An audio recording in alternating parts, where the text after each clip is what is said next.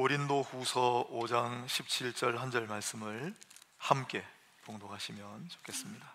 고린도후서 5장 17절 하나님 말씀 함께 봉독합시다. 그런즉 누구든지 그리스도 안에 있으면 새로운 피조물이라, 이전 것은 지나갔으니 보라 새 것이 되었도다. 아멘. 예전에 간지로 나눠드린 제목을 조금 바꿔서 조금 더 기억 잘 나고, 오늘 설교의 제목은 보라 새 사람이로다, 보라 새로운 사람이로다 입니다. 잊어먹지 말고 잘 기억하십시오. 집밥이 최고로 맛있다. 그러나 가끔씩 외식으로 먹는 음식도 괜찮습니다. 된장찌개 밥 먹는 게 최고로 맛있지만은 이따금 스테이크 먹어도 괜찮습니다. 국수 엄청 좋아하는데 제가 국수도 맛있지만 가끔씩 파스타도 괜찮습니다. 오늘은 집밥이 아니라 약간 외식하는 느낌으로 그렇게 말씀을 전하려고 합니다. 조금 낯선 개념도 등장하고 조금 어려워 보이는 부분도 있겠지만은 충분히 곱 씹으셔서, 집밥은 먹어도 배탈도 안 나고 좋은데 밖에서 사 드시는 음식은 꼭꼭 씹어 드셔야 됩니다. 꼭꼭 씹어서 잘 섭취하시면 오늘 이 메시지도 우리의 피가 되고 영적인 살이 되어 하나님의 영광을 드러내고 은혜의 유익이 되게 하실 줄로 믿습니다. 오늘 고린도후서 5장 17절인데 너무나 유명한 말씀이죠. 그리스도 안에 있으면 새로운 피조물이라, 누구든지 이전 것은 지나갔으니 보라 새 것이 되었도다. 저는 이 구절을 딱 보면 떠오르는 단어가 하나 있습니다. 이 말은 아주 오래전에 우리 신앙의 선배, 예수님의 제자의 제자뻘에 해당하는 프랑스 리옹이라는 곳에서 목회를 하던 이레니우스라는 인물이 있습니다. 한때 프랑스는 유럽의 중심이고 지금도 강대국이지만 이 시대만 해도 프랑스는 완전히 시골이에요.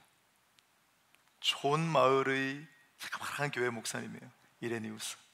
근데 이분이 총괄갱신이라는, 우리가 번역을 했습니다. 원래는 라틴어인데 레 카피툴라지오라는 말, 영어에도 있죠.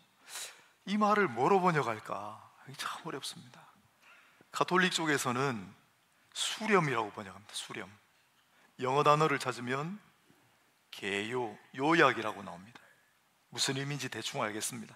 뭔가를 모으고 한 곳에다가 수렴하는 그런 개념의 단어인데, 우리 한철하 박사님이 이 단어를 기가 막히게 번역을 했어요.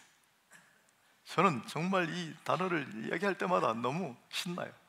총괄갱신. 총괄갱신.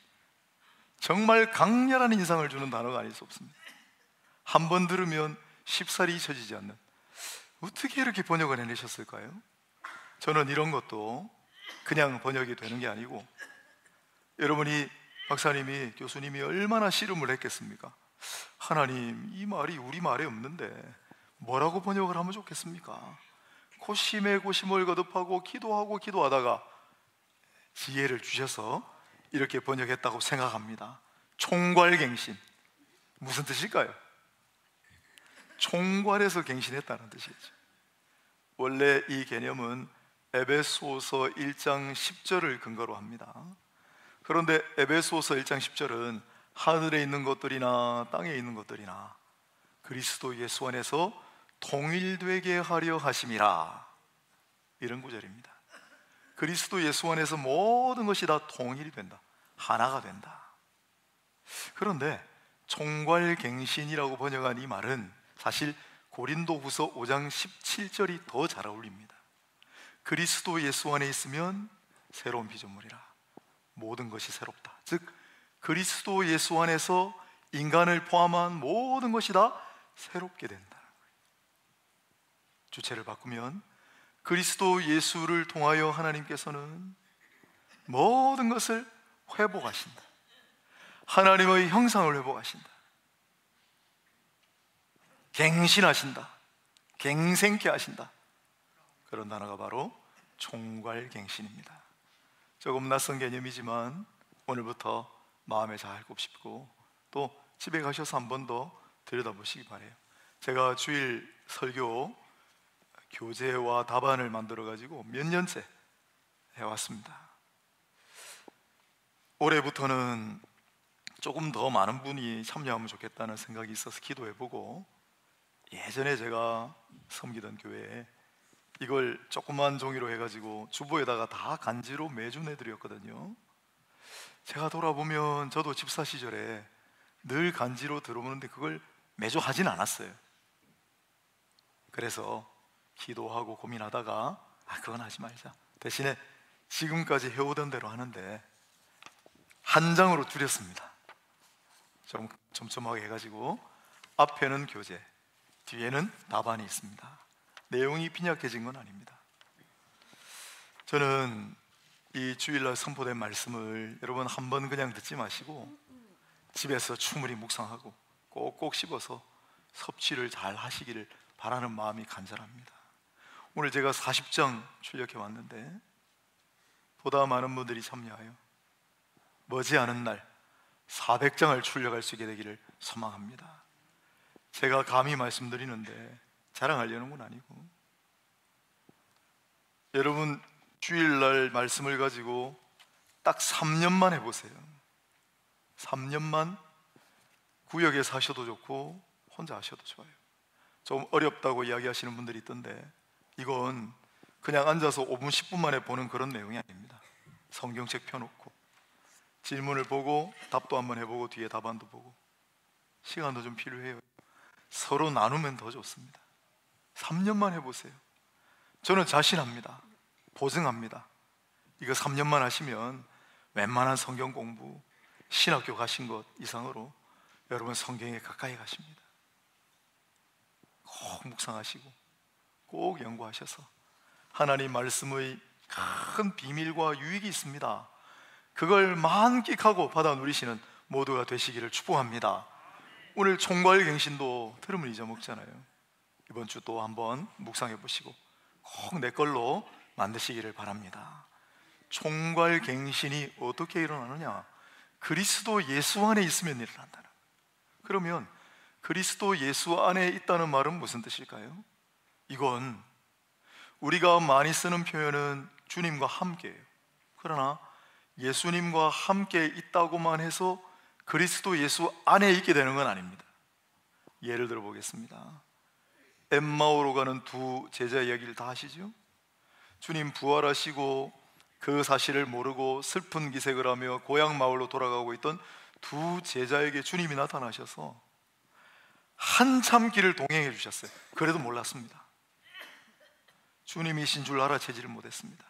이게 주님과 동행하지만 그리스도 예수 안에 있지 않을 수도 있다는 걸 보여주고, 더 극적인 예는 가룟 유다예요. 여러분, 예수님을 팔아먹은 가룟 유다, 그는 무려 3년 동안을 예수님하고 동고동락했습니다. 같이 밥 먹고요, 같이 잠을 자고, 같이 동행하고, 같이 복음을 전하고. 그런데 왜 예수님을 팔아먹는 존재가 됐죠? 그러니 예수님과 함께 있다고 해서 다 그리스도 예수 안에 있는 건 아니다. 그러면 어떻게 하면 우리가 예수 안에 거하는 것이 되는가? 이걸 제일 잘 풀어주는 사람은 사도 요한인데, 요한복음 15장 7절에 우리가 잊을 수 없는 말씀이 있어요. 주님 이렇게 말씀하셨어요. 제자들에게 너희가 내 안에 거하고. 잠깐, 주님, 우리가 어떻게 주님 안에 거합니까? 우리가 어떻게 주님 안으로 들어갈 수 있지요? 이어서 말씀하십니다. 내 말이 너희 안에 거하면. 주의 말씀이 우리 안에 거하는 것이 우리가 주의 안에 거하는 거예요. 무엇이든지 원하는 대로 구하라 그리하면 이루리라. 기도에 관련해서도 뒷부분은 중요하고, 또 요한은, 사도는 이 말씀을 받아서 성령의 도우심으로 이런 구절을 남겼습니다. 요한 1서 2장 6절이잖아요. 그의 안에 산다고 하는 자는 그가 행하시는 대로 자기도 행할지니라. 다른 곳에는 나의 계명을 지키는 자가 내 안에 거하는 것이다. 내 안에 말씀이 있어요. 그 말씀을 지키고 말씀대로 살아가요. 그러면 주 안에 있는 거예요. 또한 요한일서 4장 16절, 하나님이 우리를 사랑하시는 사랑을 우리가 알고 믿었노니, 너무나 유명한 본문 아닙니까? 하나님은 사랑이시라. 사랑 안에 거하는 자는 하나님 안에 거하고 하나님도 그의 안에 거하느니라. 하나님을 사랑하고 하나님의 사랑 안에 거하는 자가 예수 안에 거하는 자예요. 서로 사랑하고 서로 사랑할 때 사랑 안에 거하면 예수 안에 거하는 거예요. 그렇게 그리스도 예수 안에 거하는 자는 놀라운 은혜를 입습니다. 총괄갱신입니다. 모든 것이 예수 그리스도로 수렴돼요. 주님이 모든 것을 통일시키고 회복시켜서 갱신하게 하시고 새롭게 하시는 줄로 믿습니다. 그 원리가 오늘 본문에 들어있는데, 누구든지 그리스도 예수 안에 있으면 뭐라고요? 새로운 피조물이라. 이건 현재형으로 써놨어요. 나는 새로운 피조물입니다. 새로운 피조물이 되었습니다, 아닙니다. 새로운 피조물입니다. 현재입니다. 또한 이전 것은 지나갔으니 보라 새 것이 되었도다. 이건 완료형이에요. 이 말씀을 하시는데 우리가 눈여겨보지 못하고 성경 번역할 때도 흔히 간과했던 아주 중요한 단어가 하나 있습니다. 이게 뭐냐면 보라예요. 보라, 보라, 보라.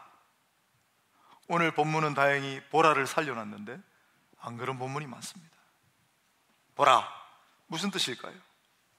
우리가 보지 못하기 때문에 지금 안 보여서 보라고 하시는 걸까요? 아니에요. 다른 단어가 있어요. 이런 뜻입니다. 너희가 보기는 보는데 왜 알아차리지를 못하느냐? 너희가 지금 분명히 보고 있는데 왜 깨닫지를 못하느냐? 안타까운 마음으로 우리의 주의를 환기하시고 우리에게 촉구하시고 결단하시는 주님의 음성입니다. 보라, 보라. 헬라어로 이두, 히브리어로 힌네. 보라, 보라, 보라. 알아차려라. 이제 깨달아라. 이 단어가 성경에 많이 나오는데, 예를 들면 창세기 28장 12절을 한번 보겠습니다. 야곱에게 말씀하신 건데, 꿈에 본즉 사닥다리가 땅 위에 서 있는데 그 꼭대기가 하늘에 닿았고, 또 본즉 하나님의 사자들이 그 위에서 오르락내리락하고, 또 본즉 여호와께서 그 위에 서서 이르시되 나는 여호와니. 이게 보라라는 똑같은 단어가 3번 쓰인 용례입니다. 그런데 우리 성경 번역자들이 아무래도 좀 일상적으로 쓰는 말이 아니라 불편해서인지 본즉, 본즉, 본즉으로 번역했습니다만 실제로는 이런 겁니다. 보라, 사닥다리가 땅 위에 서 있지 않느냐? 보라, 여호와의 사자가 그 위를 오르락내리락 하고 있지 않느냐? 보라, 여호와께서 그 가운데 서셔서 나는 여호와라고 말씀하시지 않느냐? 이렇게 해야 됩니다. 보라. 그래도 이건 본즉이라도 해놨죠. 룻기 2장 4절을 보면 마침 보아스가 베들레헴에서부터 와서 베는 자들에게 이르되, 제가 왜 빨간색 해놨겠습니까? 마침이라는 단어가 똑같은 단어예요. 근데 왜 보라라고 안 해놨을까요? 이 구절도 보라, 보아스가 오는도다. 보아스가 누구길래요? 나오미와 룻을 구해줄 사람이에요. 지난 시간에 우리가 배웠던 고헬이에요. 내가 택한 종, 내가 예비해둔 보아스가 오느니라 보라라는 뜻입니다. 주목하라라는 거예요. 그런데 오늘 그 보라를 넣어놨잖아요. 보라, 보라, 보라. 오늘 이 주님의 음성, 성령의 음성이 우리 가운데 울려 퍼진다고 저는 생각합니다. 보라, 보라. 이 음성을 듣고 감겨져 있던 눈이 떠지기를 바랍니다. 잠든 자들은 깨어나기를 바랍니다. 들을 귀 있는 자는 들을지어다. 뭐라고 말씀합니까? 아까도 소개했지만 나는 새로운 피조물이다 라는 걸 알아차리라는 거예요. 이전 것은 지나갔으니 보라 새 것이 되었도다 했는데 왜 여전히 예전 것에 머물고 예전 것에 급급하고 살고 있느냐, 이 답답한 인생들아 보라 라는 거예요. 그러니 우리가 정신을 차리고 다시 한번 봅니다. 나는 새로운 피조물입니다. 우리가 이 고백을 늘 하지 않고 늘 마음에 새기지 않으면 얼마나 자주 쉽게 망각하는지요. 우리뿐만 아니고 신학을 연구하는 사람들도 그렇습니다. 닐 앤더슨이라고 하는 유명한 분이, 이것도 고전이 됐죠. 이제 내가 누구인지 말할 수 있습니다라는 책을 썼죠. 이 책을 쓰게 된 동기를 제가 언젠가 한번 소개해드렸습니다. 신학교 강의를 하시는데 이분이 신학을 공부하겠다고 온 분들이니까 남다른 분들 아닙니까? 대화를 해보니까 자기가 누구인지에 대한 정체성이 없더래요. 그래서 야, 이거 뭐 상담이고 성경이고 그 이전에 이거부터 가르쳐야 되겠다. 그래서 시작한 강의가 책으로 나온 거예요. 저도 여러분께 묻겠습니다. 여러분, 나는 누구입니까? 나는 누구입니까? 뭐라고 대답하시겠습니까? 나는 하나님의 자녀입니다. 나는 새로운 피조물입니다. 나는 새롭게 거듭났습니다. 나는 새로운 인생입니다. 고린도서의 표현을 하면 나는 그리스도의 편지요, 나는 그리스도의 사자요, 나는 그리스도의 향기입니다. 지금 이 순간 아시죠? 지난번에 제가 잊어먹지 말라고 노래까지 불렀어요. 지금 이 순간. 성경은 지금을 강조해요. 예수님께서 하신 말씀 중에 굉장히 중요한 구원의 비밀을 담고 있다고 생각하는 그런 구절이 하나 있습니다. 누가복음 23장 43절입니다. 십자가에 못 박혀 돌아가실 때 좌우에 강도가 있었어요. 나쁜 사람들이에요. 그런데 그 중에 하나가 예수님을 바라보고 저도 희망이 있습니까? 저도 오늘 선생님과 같이 좋은 곳으로 갈 수 있나요? 일말의 양심은 있어가지고.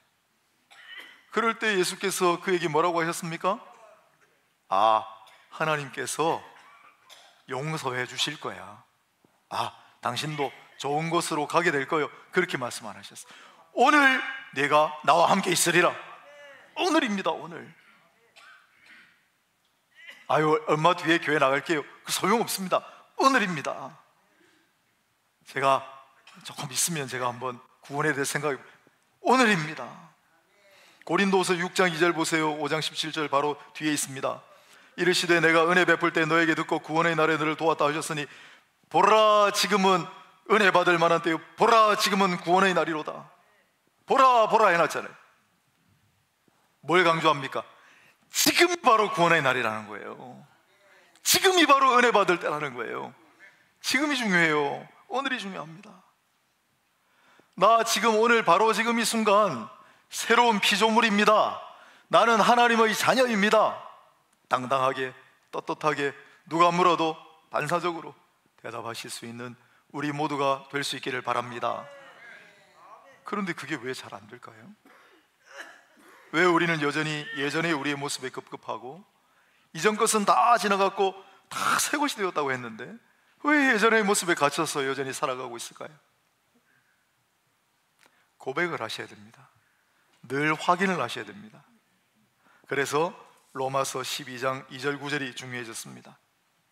너희는 이 세대를 본받지 말고 오직 마음을 새롭게 함으로 변화를 받아 하나님의 선하시고 기뻐하시고 온전하신 뜻이 무엇인지를 분별하도록 하라.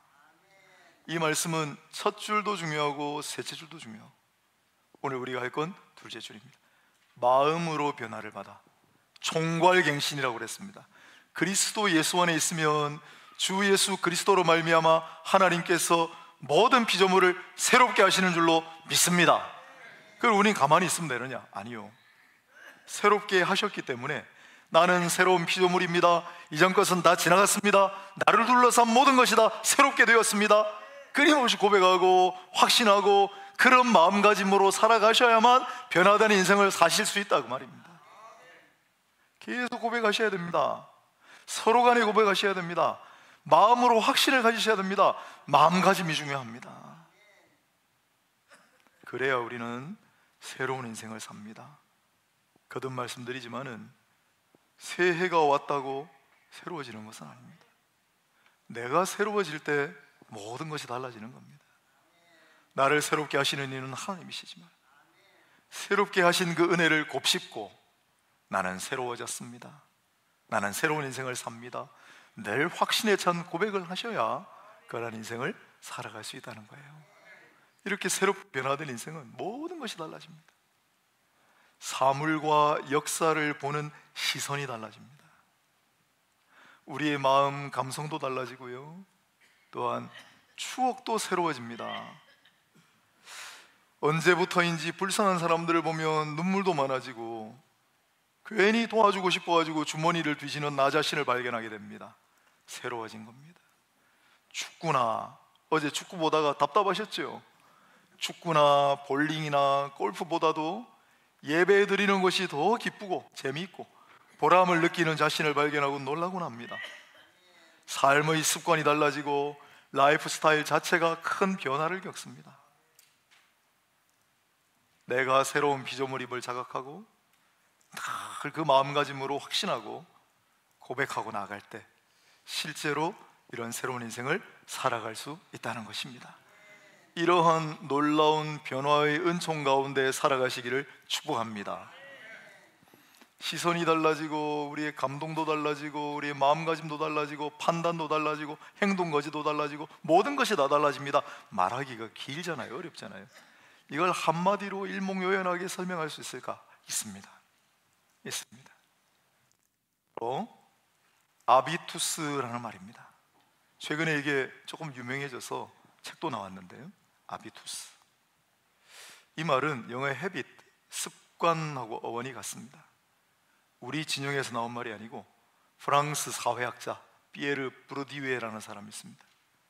그분이 쓴 책이 제 서재에 한 2권 꽂혀 있는데 한만 읽어도 무슨 말인지를 모르겠어요. 어떻게 책을 어렵게 쓰는지. 이 사람이 아비투스란 말을 소환했어요. 라틴어이기도 하고 프랑스이기도 합니다. 아비투스가 뭐냐? 우리의 인식체계, 판단체계, 사고체계, 행동체계, 즉 우리가 생각하고 느끼고 판단하고 행동하는 모든 체계, 구조, 틀입니다. 성경식으로 얘기를 하자면 낡은 옷을 벗어버리고 새 옷을 입는 새 옷에 해당합니다. 다음 주에 제가 원로 목사님 설교시 때문에 하려고 하다 못합니다만은 낡은 가죽 부대를 버리고 새 가죽 부대를 취해야 하는 거죠. 이 아비투스는 바로 새 옷에 해당하고 새 가죽 부대에 해당합니다. 생각하는 것도 달라지고 느끼는 것도 달라지고 행동하는 것도 달라지고 우리의 구조와 체계 자체가 변하는 아비투스. 이걸 앨런 크라이더라고 하는 우리 진영의 신약자가 받아가지고 이 개념을 처음 소개했고, 그래서 기독교 진영에도 제법 알려졌습니다. 아직도 좀 실감이 안 나실 것 같아서 아주 오래전의 인물, 순교자 저스틴이라고 불리는 유스티노스라고 하는 아주 오래된 분이 있습니다. 이분이 당시 자기가 살아가던 로마 제국의 아비투스를 소개했어요. 로마 제국 시대를 살아가던 로마인들이 가지고 있던 아비투스예요. 대표적인 거 4가지를 소개합니다. 첫째, 성적 무절제와 타락.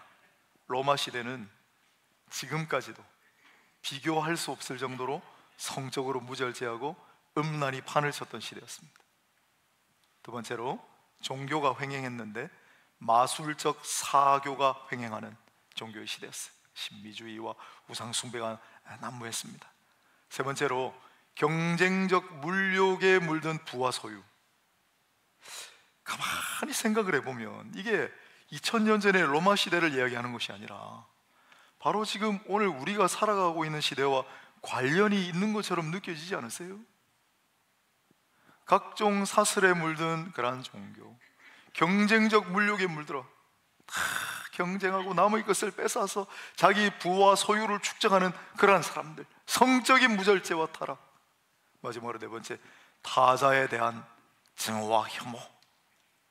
이게 로마 시대의 아비투스라는 거예요.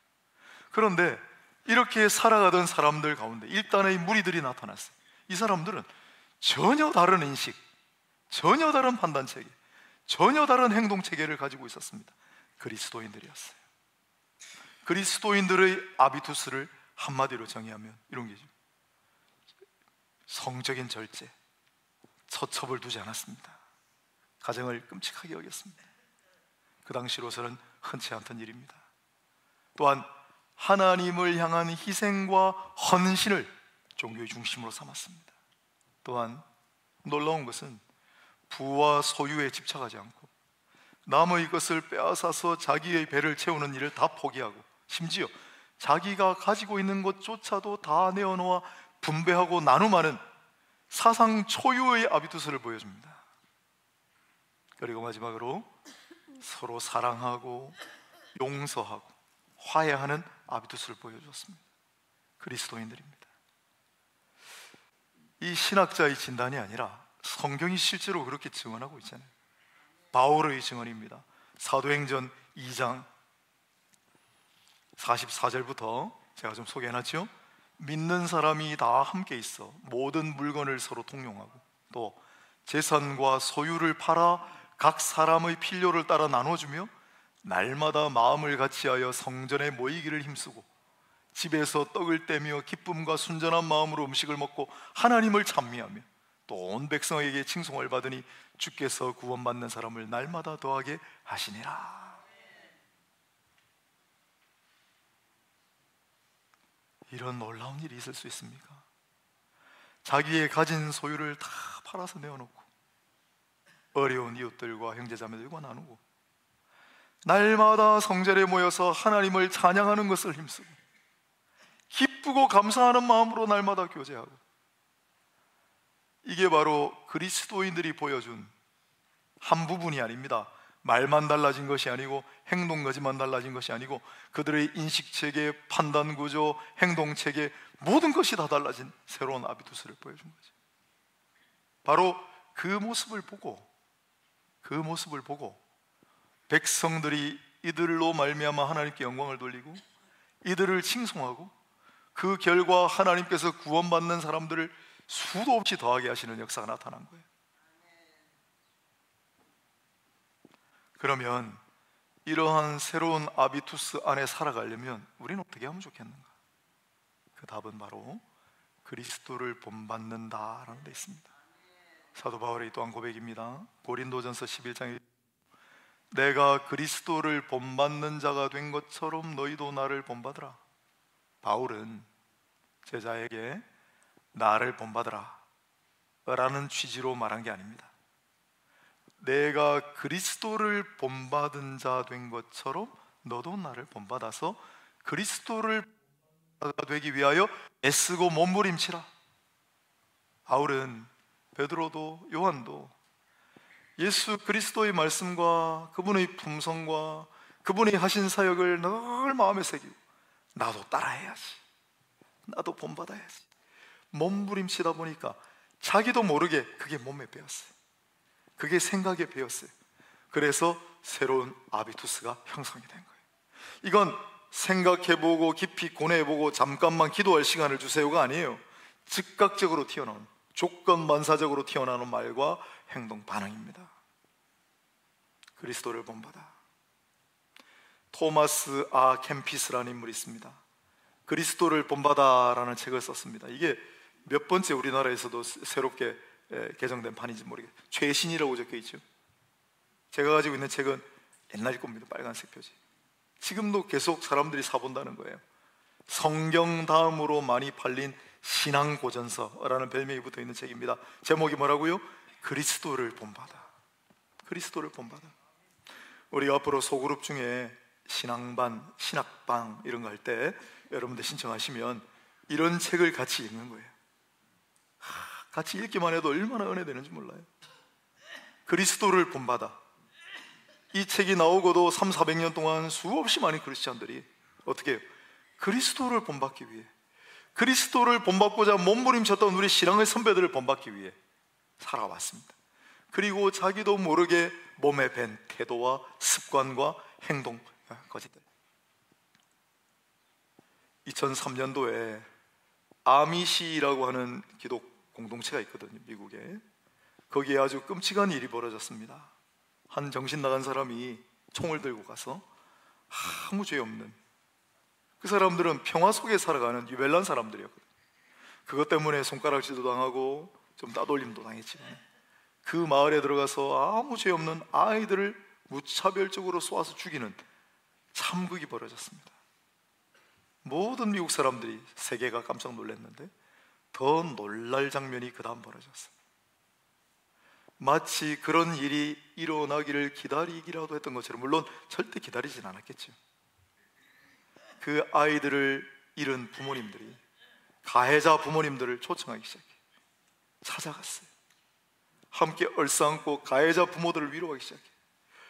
전국에서 성금과 위로금이 답지를 했는데 그걸 전부 가해자 부모들에게 나누고 어려움 당하는 이웃들, 고통당하는 이웃들에게 다 나눴어요. 난리가 났습니다. 특히 그리스도인 진영에서 깜짝 놀라고 영적인 충격을 받았어요. 이 사람들은 도대체 어떻게 이럴 수 있나? 조금 생각해보고 세월이 좀 지난 다음에 용서하고 한 게 아닙니다. 사건이 일어나자마자 이게 바로 아비투스예요. 늘 준비하고 있는, 조건반사적으로 무의식적으로 자기도 모르게 나오는 말, 태도, 습관, 행동. 어떻게 이런 게 형성이 된다고요? 그리스도를 본받아 주님의 말씀과 주님의 품성과 주님의 행동과 주님의 모든 것을 날마다 끊없이 묵상하고, 그가 행하신 대로 나도 행할지라. 그러면 그리스도 예수 안에 있는 것이라. 총괄갱신의 은혜를 받아 새롭게 돼요. 나는 새로운 피조물입니다. 나는 그리스도의 사람입니다. 나는 새로운 삶을 살아갈 수밖에 없는 존재입니다 할 때 형성되는 새로운 아비투스. 그렇게 살아갈 때 우리에게도 은혜의 유익이 넘치지만은 그런 우리를 통하여 하나님이 영광 받으시고 교회도 부흥하게 될 줄로 믿습니다. 오늘 외식이라고 말씀드렸는데 총괄갱신, 그리스도 예수 안에서 날마다 새로운 피조물로 새로운 아비투스를 형성하여, 마지막으로 총괄갱신이라는 말을 남긴 그 촌마을의 목사였던 이레니우스, 그의 스승은 폴리갑이라는 사람이었고, 그 폴리갑은 예수님의 제자였던 사도 요한의 제자였습니다. 사도 요한은 다혈질이고 흠이 많은 인물이었지만 주님의 모습을 끝없이 바라보고 담고자 애를 써서 마침내 백수가 가까워 사랑의 사도가 되는 변화의 기적을 체험합니다. 그 사도 요한 선생님을 늘 물끄러미 지켜본 폴리갑은 그도 역시 그러한 그리스도의 사람이 되었고, 그 폴리갑 선생님을 늘 쳐다보던 이레니우스가 총괄갱신을 얘기한 거예요. 저는 우리 가운데도 이러한 놀라운 변화의 기적이, 새로운 역사가 모두에게 일어나기를 축복합니다. 기도하겠습니다.